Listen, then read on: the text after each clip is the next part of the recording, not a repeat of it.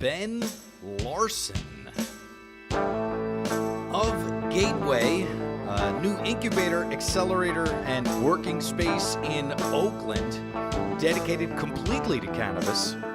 Welcome to Cannabis Economy. I'm your host, Seth Adler. Check us out on Twitter at CanEconomy. That's two N's and the word economy. We're in and around the Bay Area a lot at the moment, so it was good to meet Ben and see the very unique headquarters of Gateway. Ben comes to cannabis by way of the Founders Network, where he worked with tech companies, getting them from concept to launch. Ben takes us through what an investor expects in a pitch from an entrepreneur, as well as what we can expect from Gateway. Ben Larson, Gateway. Okay, so you're Ben Larson. This is Gateway headquarters. It is. We're in Oakland. Oakland. Really Oakland. Yes, the future capital of the cannabis industry. You just gave me a tour of Gateway headquarters, which is, I believe, the most unique building on Earth. Yeah, I mean, we fell in love with it right away. It was, I don't think we even had the company formed yet, and it's just like, Carter, write the check. Like, it needs to happen, and well, we made it happen. All right. Well, let's make sure, because you guys are newer on the scene. So true. Ben Larson, Gateway, Carter. Who's Carter? Carter Laren. Right. Long time, or 8-9 years. It's long to some people, maybe not. Angel investing. Okay. Carter and I met at Founder Institute when we were helping grow early stage technology startups around the world. For those that don't know Founder Institute, it's a big deal. Kind of a big deal. Operating in about 100 cities around the world. Right. Running early stage program, allowing entrepreneurs to go from that idea, maybe still stuck at a full-time job, and giving them the confidence and freedom to kind of break free and do so in a 3.5-month period. 3.5 months. Yeah, we've literally taken people from idea to 6 figures of funding in 3.5 months. Huge potential there. Right. And then when we look at the founders in the cannabis industry, just a huge opportunity to really bring the foundation that we learned in the Founder Institute and marry it with the intricacies of the cannabis industry and get people to building those scalable companies. So 3.5 months, is that all tech companies or not necessarily? In the Founder Institute, those were tech companies. Okay. So am I wrong in thinking that it's, ed tech company would take less time to put together, not necessarily algorithmically, but there aren't widgets, right? Sure. Sure. By virtue of being a tech company, that's what makes them really quickly scalable. Yeah. I would imagine you've got a different time frame here at Gateway. A little bit different time. We're it's a 4-month period. Oh, it's only 4 months. It's still pretty short. All right. But we're talking intense, full time. Yeah.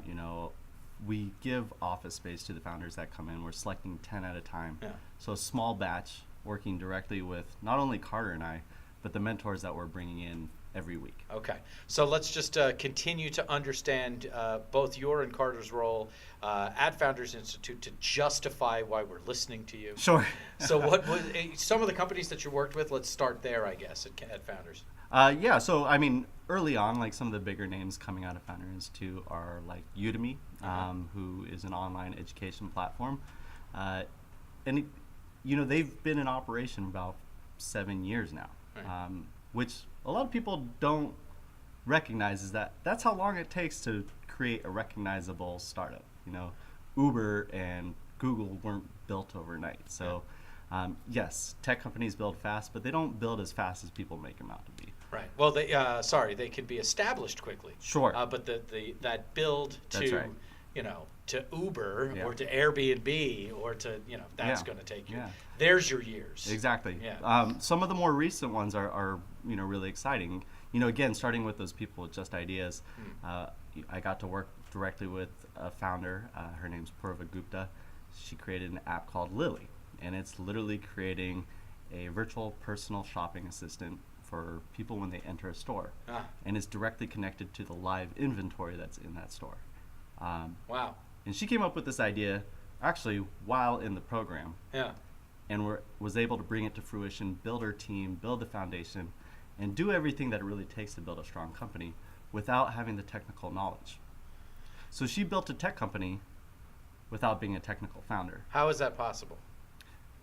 it's about coming up with the right, building the right foundation. Yep. Knowing your positioning, doing the customer development, Right. all the things that are necessary to build a successful company, no matter what industry you're in. Yeah. Yeah. And this is a good segue for the cannabis approach. Sure. It's doing a lot of the same things that maybe some people in the space aren't doing. So, really figuring out what your role is in this industry on a kind of global scale. What's your big vision?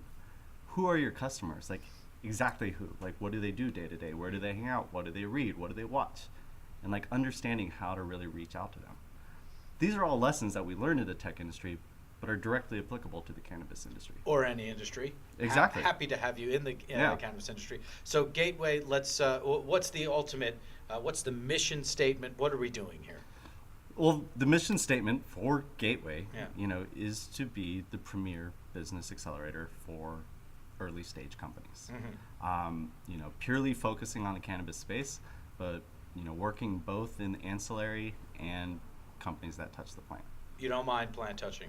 We don't. Right. We have two different structural, ways to deal with the different types of companies. But what we're looking for are very strong founders. So we're very founder centric, and then scalable ideas.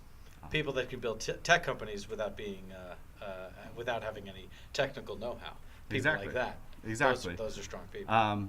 Yeah, so we are seeing applicants come in from the cannabis space, obviously. Right.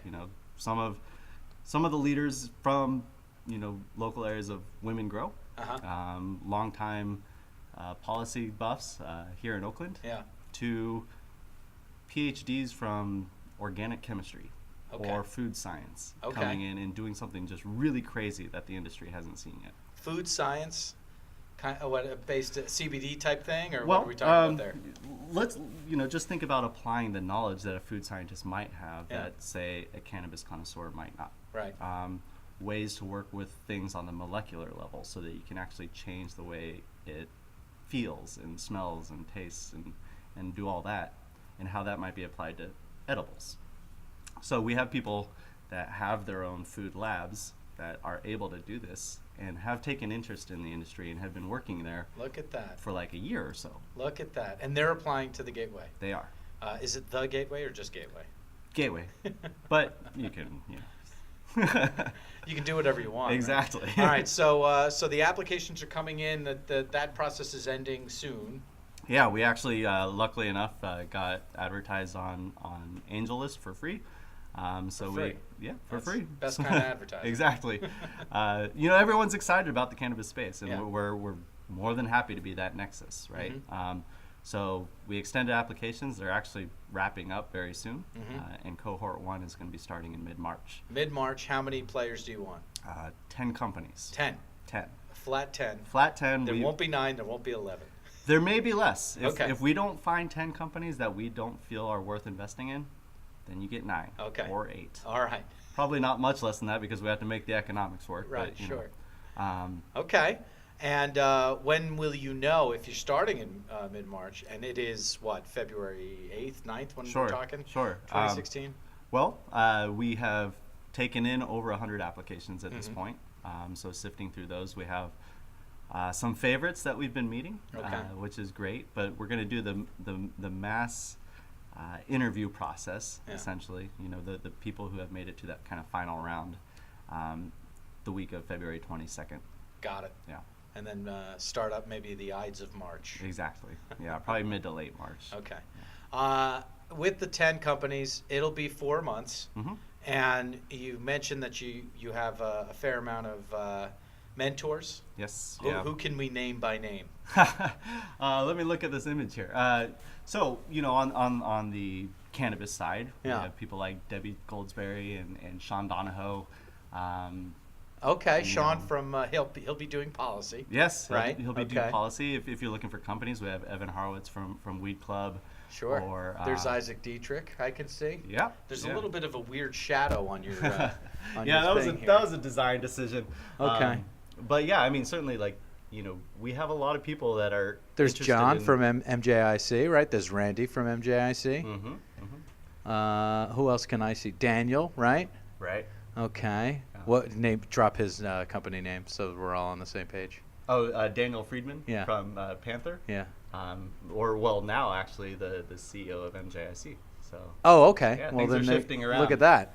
But it's Yeah, so plenty of guys that know, and girls that know what they're doing. Yeah, Okay. and that's simply on the cannabis side. In the operating space, you know, we also have Shabnam and Amanda from Brandon Branch. I will be having drinks with them later this evening. Fantastic. Look at yeah. that. And then transition that to the other half of the mentor pool, where come from our Silicon Valley roots. So we have the founder of Rotten Tomatoes, Patrick Lee. Great. And you know, people of that caliber. So you know, there's quite a few of them that we have up here that have agreed to be that kind of face of the industry as representatives from the tech space. And we see a huge value in that because we look at Gateway more than just a program. You know, we want to be a major vehicle that helps the cannabis industry go mainstream. Sure. And so if we have people like Patrick and Matt and Zeev that haven't historically been involved in the cannabis space, and all of a sudden they're being involved in social media and blog posts, and their face is being applied to the industry, it builds a level of trust with other people that might be interested. Yeah, without question. Yeah. It breaks down, you know, that barrier, you know, of understanding. Exactly. You know, it's so interesting to talk to people that are outside the industry versus people that are inside the industry, and have really just it's all based on a history of 80 years of prohibition, and miscommunication about the plan. So it's fun to have people coming in from other industries such as Silicon Valley. Spoke to Keith at Ease. He very much is of that mind, without question. What do you expect, if anything? I might be asking you too big of a question before you even have your group. Sure. What do you want to come out of that 4 months, out of those, you know, up to 10 players? Oh, believe me, this question, it's not out of place. It's exactly the motivation for why we started Gateway. Yeah. You know, before we launched, I had been coaching companies in the cannabis space, you know, getting ready to do pitch competitions and try to get some investor money. And I was shocked when I attended some of these events and saw kind of a lack of sophistication on the founder's side when they were in front of very ready and willing investors. Accredited investors, And even more so, there were a lot of tire kickers in the room. So, you know, Silicon Valley investors interested in the space, but unfortunately losing confidence as they attended these events. I've had multiple investors come up to me and just say, yeah, it just doesn't seem ready. You know, these just aren't on the caliber. If I had to place a bet here or there, like, you know, it's like a no-brainer. It's not a no-brainer. Or it's not a no-brainer, right? Right. Yeah, I mean, it's a no-brainer that I would go elsewhere. Stay in the tech industry Yeah. where it's safer. Maybe I'll check back in 2 years. Right. Well, I mean, that's a terrible disservice to what we're trying to achieve in the cannabis industry. Sure. Yeah. Right? So, what I've been promising people is that in 5 months, when our program is ended and we're doing that first public demo day, that you're going to see the 10 best companies pitching in front of a room full of investors, and instead of people closing up their pocketbooks, people actually turning the corner and opening them up. Okay, so you're going to really prepare these folks. That's what we do. Yeah. You know, we have 4 months to put our boot up their butt, for lack of better terms. I don't know if it's a lack, but that's the terms I like to use. 4 months of that, plus Carter and I are professional pitch coaches. Good. You know, there's a high focus on that. And that's not, you know, I don't like to glorify the whole demo day or pitch events or anything like that. But the thing about pitching is that you're always pitching. Like, that's what you do as an entrepreneur. You know, whether it's what you do is anything. Yeah, whether it's in an interview, Yeah. whether it's at a pitch competition, whether you're talking to your family, Yeah. customers, you Yeah. name it. You're always pitching. So if you don't have a focus on that, then you're focusing on the wrong things a little bit. Yeah. I mean, it's what do you do for a living? There's your pitch. Yeah, You know, exactly. No matter who you are, no matter what you do. Okay, so that's the goal. Prepare these folks. We'll have up to 10 of them. You and Carter are professional pitch coaches, I think I heard you say. As a side job, you know, in addition to our accelerating. Is that a thing? Can you what is that? What do you mean? Yeah, I mean, it's you can do it in multiple ways. Yeah. We have free events that we do for the ecosystem. The last one we held was at WeWork in San Francisco. Sure. Had 120 people in attendance, and really just drilled into the basics of how do you pitch someone when you're at a bar? Like, if someone asks you, what do you do? How do you not sound like an idiot? Ben, I feel like I would be remiss if I didn't ask you, how would you pitch somebody if you were in a bar? I mean, I don't mean to Put me on the spot. Exactly. Yeah, sure. And I don't mean to ask you for intellectual property that you don't want to give. Yeah. But can you give us the kind of the basics, the essentials of what what you would say to a free crowd, so to speak? Yeah, sure. So I'd start with myself, my personal approach, and then kind of work into what I'm doing professionally right now. Sure. And so what I'd say is that I help early stage founders get their start all around the world. I help them through the very basics of fundamentals, so that when they're launching their companies and working through that, not only do they have a good idea to work on, but that they know how to navigate the waters of being an entrepreneur. I've brought this skill set now to the cannabis industry and have built partnerships with people with great knowledge so that we can help this new burgeoning market really achieve the goals that are set forth in front of them. So, legalization, breaking down stigmas, and just building scalable companies that are responsible and trustworthy. So now, breaking that down, what I understood that you did in the beginning was you did start with yourself. You let me know who you were and what your goal was, your kind of big mission, and I was interested in that. And then you went into the specifics. What were you doing with the specifics as a professional pitch coach? I don't know if there's too much rhyme or reason to it. Yeah. I guess it kind of comes naturally now. Yeah. But just what am I doing here and now, and how am I applying what I've focused my expertise in? It's like, Who's going to benefit? Why? Yeah. All And that. I have kind of a unique approach for myself, because my whole career now is built on helping others. In a sense, that's what we all want to do, because as an entrepreneur, you're trying to create value for others. Value is money, right? And if you don't understand that, then you're not going to be able to pitch well. So take, for instance, a hardware. Say you're creating a vaporizer. Sure. You know, everybody is. So everyone's why not me creating a too? vaporizer. Yeah. Why not me too? You know, am I going to go out and sell my vaporizer by talking about like the new materials that are in it and the new technology and like, you know, the fact that it's inductive or, you know, whatever it is, right? Well, some might. Yeah. But I don't think that's the most effective way to do it. Like, you have to tell people what's in it for them, Yeah. right? And I'm sure you've heard of that before. Sure. And so just even spinning it that way, Yeah. like getting people to actually think about what people want to get out of you, Yeah. right? And portraying that to them. Huh. All right. I kind of like that idea. So Investor Network, how did you find that? Let's actually go all the way back to the beginning. Mhm. Where's Ben Larson from? Ben Larson was born here in the Bay Area. Oh, okay. Grew up in Sacramento largely. Uh-huh.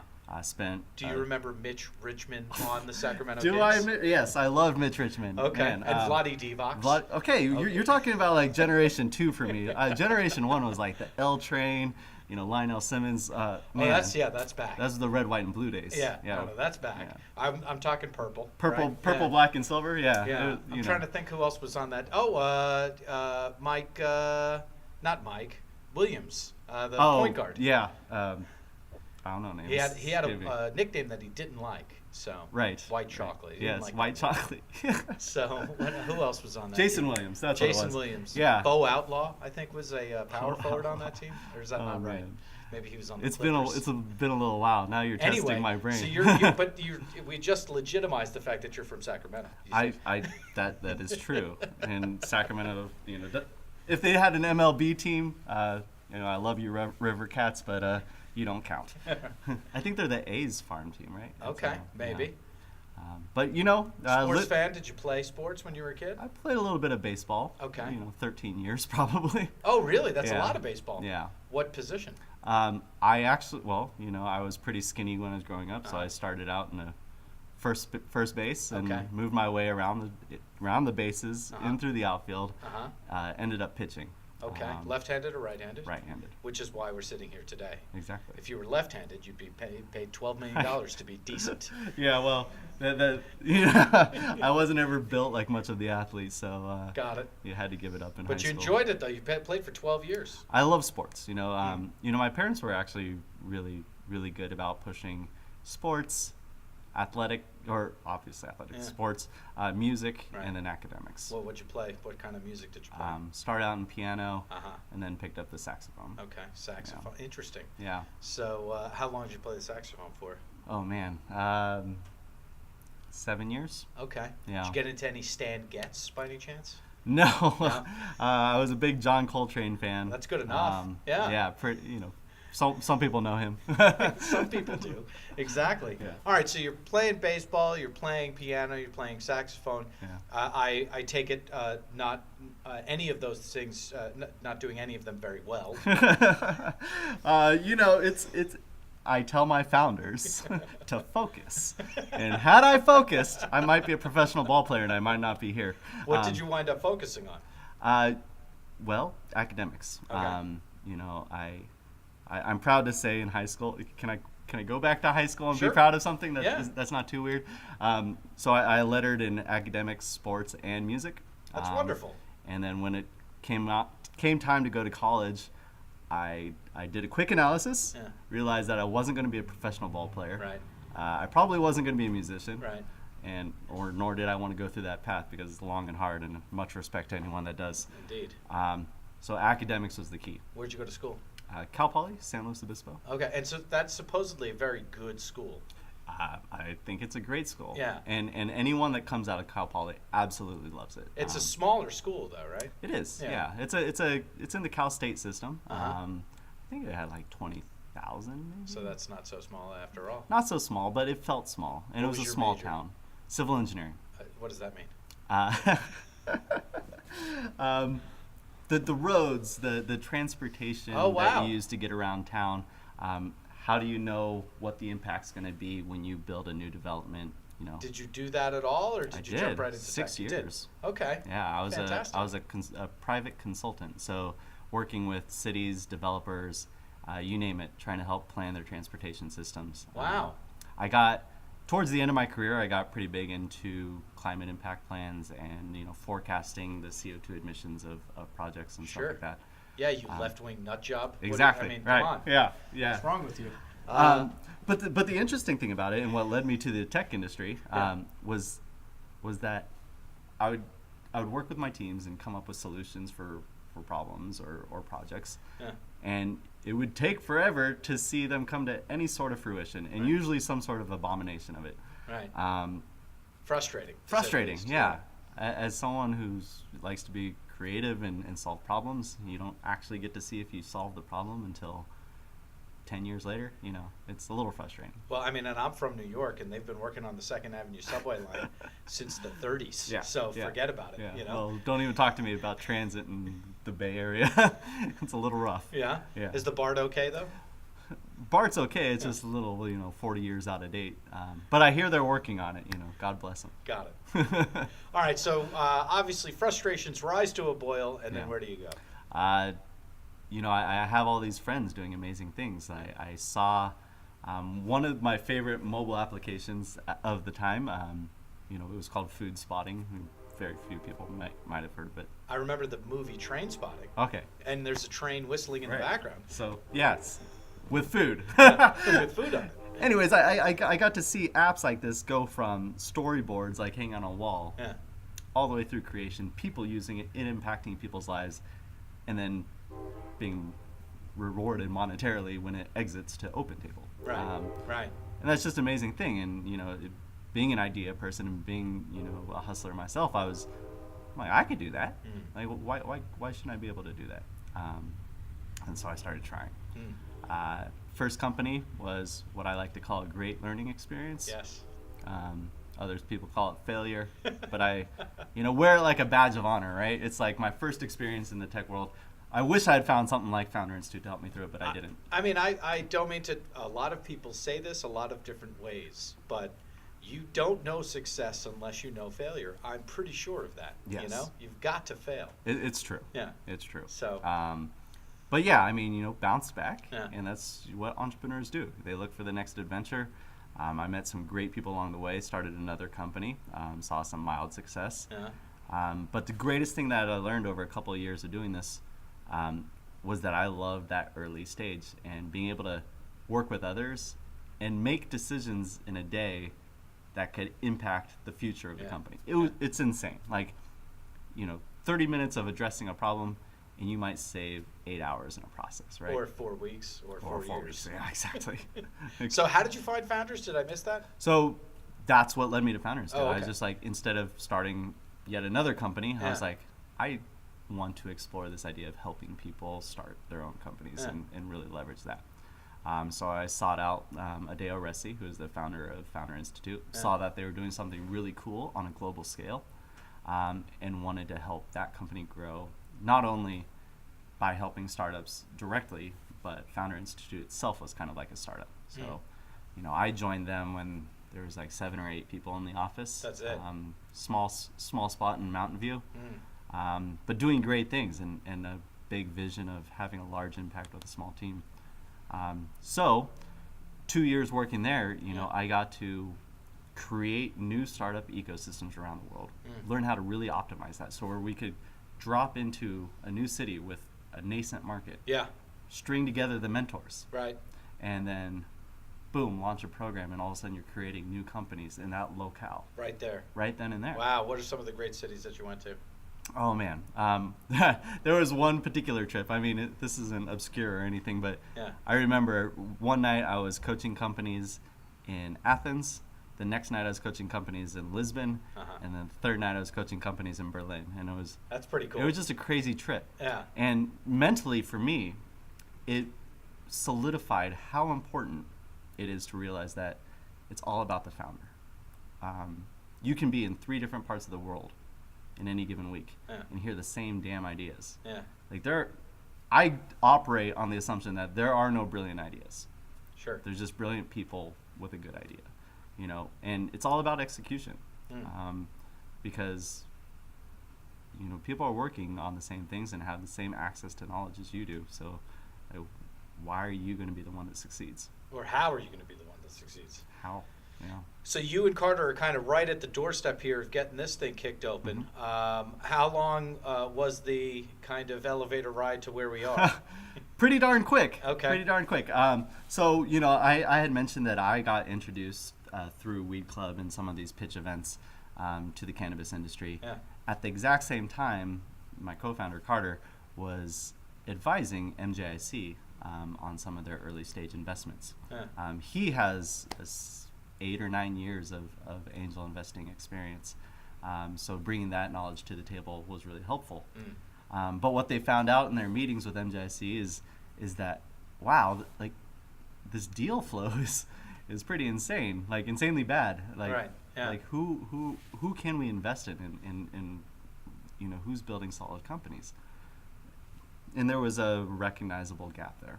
And so from both of our experiences, we observed this, and it's like, okay, there's a lot of passionate, creative people working in the space, also looking to get into the space. And then there's capital that wants to find companies to invest in so that they can make money, right? And there's a giant gap. There's a giant gap in between. Right. And it's like, wow, we can look for companies, we can make introductions, but like, how do you really refine deal flow? And, my answer is you create it. Yeah. So we look for the best founders we can with a cool idea, and we help them scale it. Make all the connections they can, create a clear path to that scalability, Yeah. and give them some money and some office space and see what comes out of it. So, like I said before, at the end of this process, we hope to see big investments going into the companies coming out of our program. Great. Excellent. I'm looking forward to seeing what comes out. You said it should be about July, right? Is that what we're... Yeah, June or July, Okay. somewhere right around there. All right. Well, I'll make sure to come back, right? Anytime. Well, Yeah. for the big day, we gotta see what happens. Yeah. Want to meet these people. Yeah, now I'll get you on the invite list for some of our mixers. Cool. We were talking about the conversations being had, and And when you get, the technologists and the cannabis entrepreneurs and the policymakers all in the same room, you get really cool conversations happening. And without question. Yeah. It's unbelievable. All right, so final 3 questions for you, Ben Larson. All right. I'll tell you what they are, and then I'll ask you them. What has most surprised you in cannabis? What has most surprised you in life? And then on the soundtrack of Ben Larson's life, name one song, one track that's got to be on there. So what has most surprised you in cannabis? Oh, man.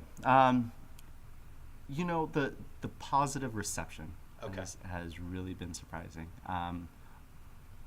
Carter and I very much recognize that we're kind of outsiders, and we truly believe in the space. We didn't get to touch on it much, but everyone has their personal story, and Carter and I are very passionate about helping cannabis get to the mainstream and be recognized for what it is, and whether it's herbal remedy,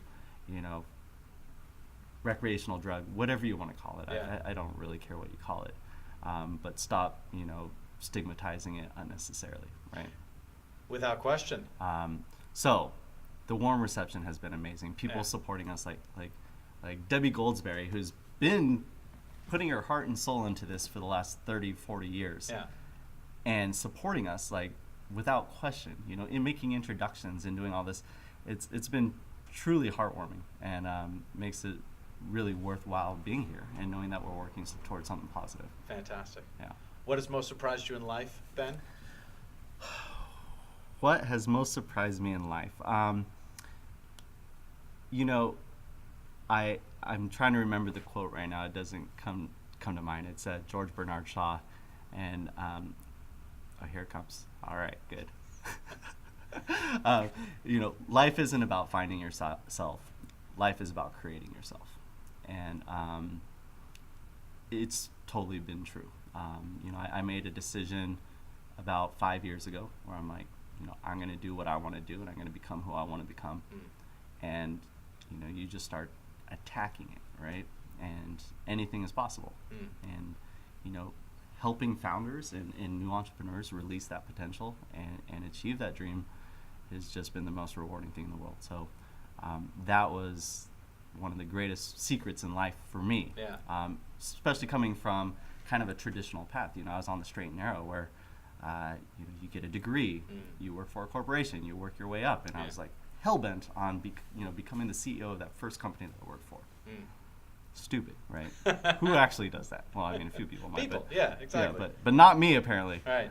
So, here I am, Yeah. and that's what I'm doing. It feels right based on talking to you, you know. Yeah. So I'm sure that folks have realized by now we've got a little bit of an echo because of your wacky office space. Yeah. What about that track, that song that's on your soundtrack, the soundtrack of your life, Ben Larson? Oh, man. I'm going to potentially embarrass myself because I don't. That's fine. Yeah. What song that just always gets me pumped up? The words, no one judge me on this, I'm sorry, but Warren G's Regulators, Sure. just something about the intro, it just gets me pumped up, and I just imagine me grabbing my closest friends and just tackling life, and it's just and believe me, I know the topic of the song it's not the most appropriate song. You're talking music. Yeah. Kids, Yeah. do not listen to that song. Don't pay attention to the lyrics. Musically speaking, it motivates you. And my wife always makes fun of me. I'm like, I just love this song. It's Sam Smith. Oh, it's such a awesome ballad. And she's like, that song's about him getting his heart broken, right? I'm like, oh, dang, I wasn't listening to the words. But it had a great melody. Yeah, but the music hits you. The music hits me. How long have you been married to your wife? 3 years now. Congratulations. Thank you. You know she's always right, right? I definitely know that. There you go, smart man. Ben Larson, thanks so much. Thank you so much. And there you have Ben Larson. So the headquarters, the building is really unique. I think the closest thing I've seen to what they've got is the Vicente Cedarburg headquarters in Denver. So looking forward to seeing what comes out of Gateway. Very much appreciate Ben Larson for his time. Check us out on Twitter @CanEconomy.